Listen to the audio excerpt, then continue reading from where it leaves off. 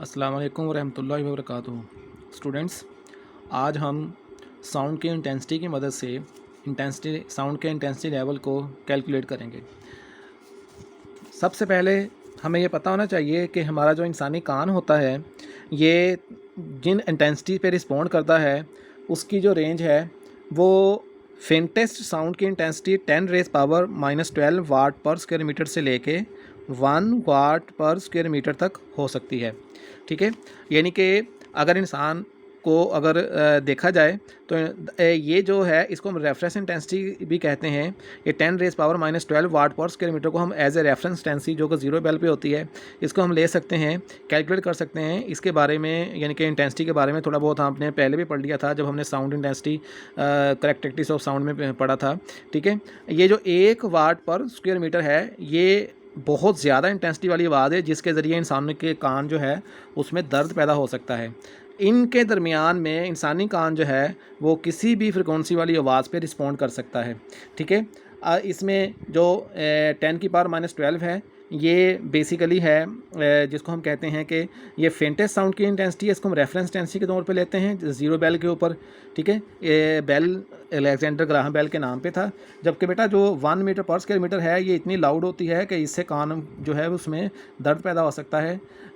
जैसे गाड़ियों के सायरन की आवाज़, जेट एयरप्लेन है, बहुत बड़ा जहाज़ है, उसकी अगर आप पास खड़े हैं तो उसकी आवाज़ आप कानों में दर्द पैदा कर सकती हैं। ये जो फ्रिक्वेंसी जो इंटेंसिटी होती है इसकी रेंज बहुत हाई लेवल पे है, यानी कि बहुत ज़्यादा है, बहुत वाइड है। इस वजह से हम इसको एज ए क्योंकि आप लोग देख सकते हैं कि जहाँ भी देखेंगे आपको जो इंटेंसिटी होगी वो फैक्टर ऑफ 10 में नज़र आएगी, इसलिए हम तमाम इंटेंसिटी को फैक्टर ऑफ 10 के तौर पे लेते हैं। अगर हम इसको फैक्टर ऑफ 10 के तौर पे लेते हैं तो उसकी एक और वजह भी है। जब आप साउंड का इंटेंसिटी लेवल निकालते हैं तो लेवल निकालने के लिए हम जो लॉ इस्तेमाल करते हैं, जो इक्वेशन इस्तेमाल करते हैं वो बेसिकली होती है, यहाँ पे लिखा तो नहीं होगा लेकिन मैं आपको बता देता हूँ बेटा, वो बेसिकली है वेबर फेचनर्स लॉ के ज़रिए हमने निकाली हुई है। वेबर क्योंकि सारी इंटेंसिटीज़ को हमने फैक्टर ऑफ 10 के ज़रिए जो है वो लिखा हुआ है, उसका टेबल वगैरह जो भी है उसको बनाया हुआ है, इसलिए वेबर फेचनर्स के लॉ के ज़रिए भी हम लोगों ने उसको फैक्टर ऑफ 10 से ही मालूम करना होता है।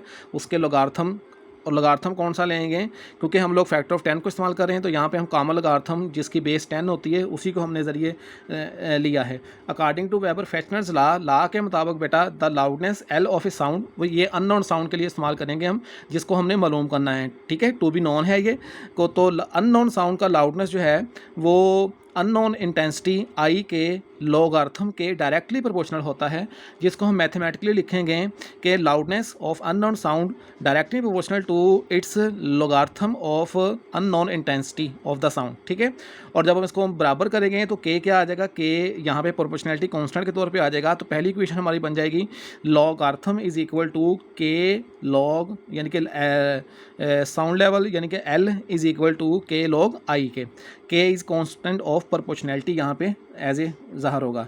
ठीक है, अब हम फ़र्ज़ करते हैं कि हमें रेफरेंस इंटेंसिटी का तो पता है ना। रेफरेंस इंटेंसिटी मैंने आपको अभी बताया है, 0 बेल के ऊपर जो रेफरेंस इंटेंसिटी होती है वो फेंटेस्ट साउंड की 10⁻12 होती है। कोई भी कैलकुलेशन करनी होती है उसमें हम लोग उसको रेफरेंस के तौर पे लेते हैं, तो वो एज ए 10⁻12 भी होती है। ठीक है, तो फ़र्ज़ कर लें कि एल नॉट जो है वो उस इंटेंसिटी का लाउडनेस लेवल है। ठीक है, फेंटेस्ट साउंड का, और आई नॉट जो है उस फेंटेस्ट साउंड की इंटेंसिटी है। ठीक है, तो ऊपर वाली जो वैल्यू है लॉग डायरेक्ट यानी कि loudness is equal to K log आई, तो अगर हम जो है वो इस्तेमाल करेंगे, हम लॉगरिथम का इस्तेमाल करेंगे और साथ इंटेंसिटी फेंटेस्ट की इस्तेमाल करेंगे तो फेंटेस्ट साउंड की लाउडनेस बराबर हो जाएगी के लॉग आई नॉट। यहाँ पे L is equal to K log I था, यहाँ पे L naught is equal to K log I naught हो जाएगा। ठीक है, according to Weber Fechner's law.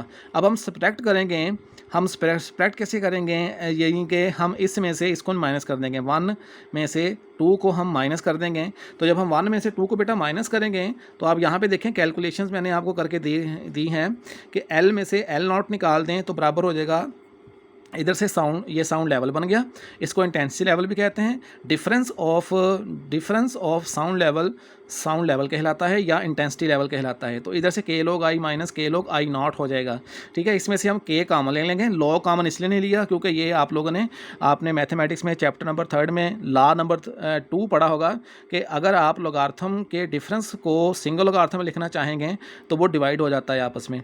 तो एल माइनस एल नॉट बराबर आ जाएगा के log I minus I not के बराबर आ जाएगा।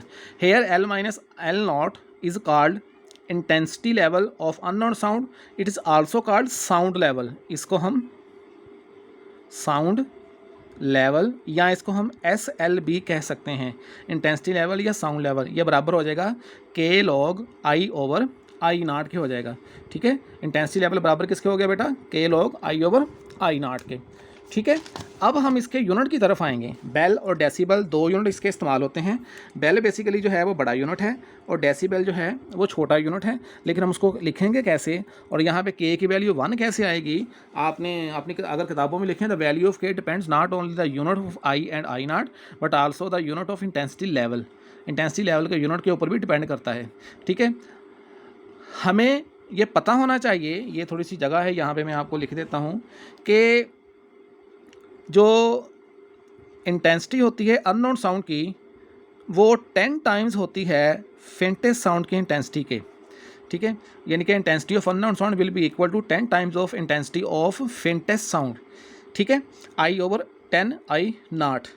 अच्छा, हमें ये भी पता होना चाहिए कि इंटेंसिटी लेवल या साउंड लेवल जो है अगर हम उसको हम 1 बेल के बराबर कर लें। What is bel? Bel Alexander Graham Bell के नाम पर उसका यूनिट है, यानी कि साउंड लेवल जो है उसका यूनिट 1 बेल है। फ़र्ज़ कर लें उसका यूनिट क्या है, 1 बेल है।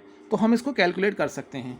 हम इसको किस तरीके से कैलकुलेट कर सकते हैं, यहाँ पे मैं आपको कैलकुलेट करके दिखाता हूँ। ये देखें बेटा, अगर मैं कहता हूँ कि साउंड लेवल जो है वो 1 बेल के बराबर है, अभी आपकी कैलकुलेशन किताब से हटके हैं, लेकिन आप में से कोई पूछ सकता है कि K1 के बराबर कैसे आ गया।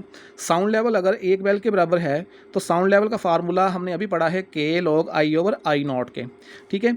अब साउंड लेवल बराबर है या इंटेंसिटी लेवल साउंड लेवल बराबर है के लॉग, अब यहाँ पे आई अननोन इंटेंसिटी की कीमत हमने निकाली थी कि अगर अननोन इंटेंसिटी जो है वो बराबर होगी 10 times of the intensity of faintest sound, तो यहाँ पे 10 times intensity of faintest sound, नीचे फेंटेस्ट साउंड ऊपर फेंटेस्ट साउंड की इंटेंसिटी आपस में कैंसिल हो गई, ठीक है। पीछे हमारे पास रह गया के लॉग 10 रह गया, के लॉग 10 रह गया।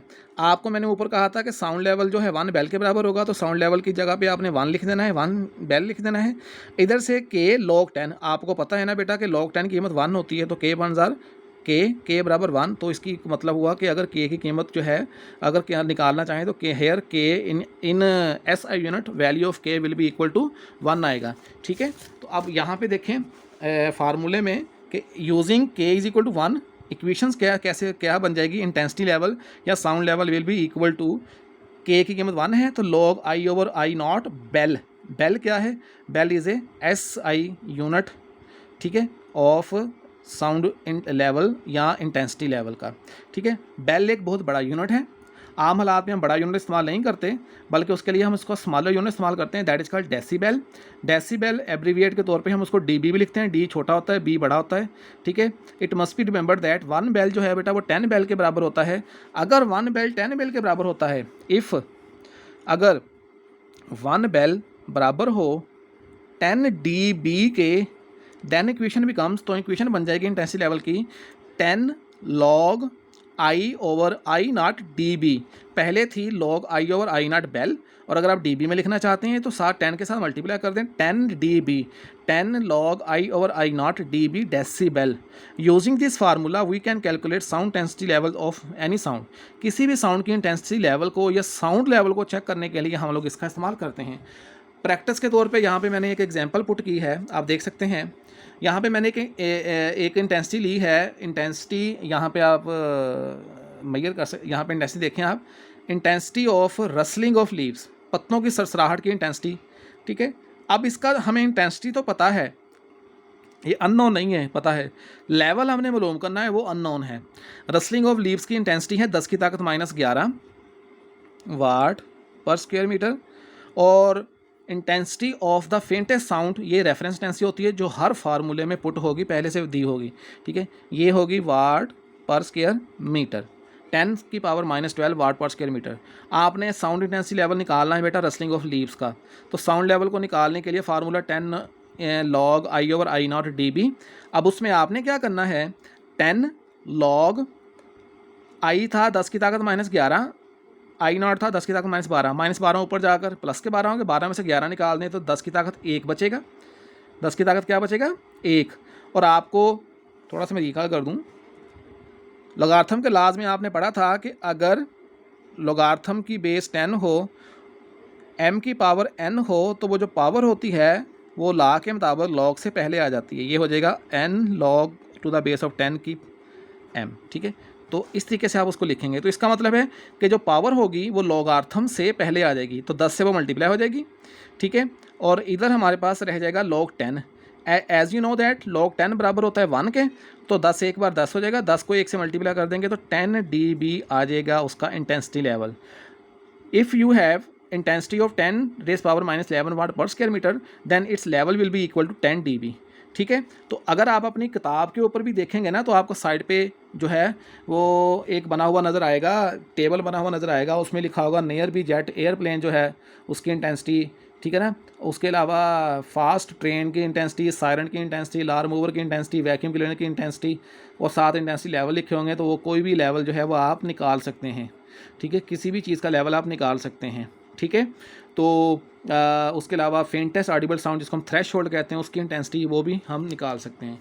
तो ये था बेटा method to calculate the intensity level of any sound and to calculate the intensity of any sound. Intensity भी मालूम कर सकते हैं, इसके बारे में एक न्यूमेरिकल है आपका, न्यूमेरिकल नंबर 10.1 एंड 10.2, तो उसको हम करेंगे तो आपको अच्छे तरीके से जो है उसके बारे में मालूम हो जाएगा। आई होप आपने लेक्चर को अच्छे तरीके से अंडरस्टैंड कर लिया होगा।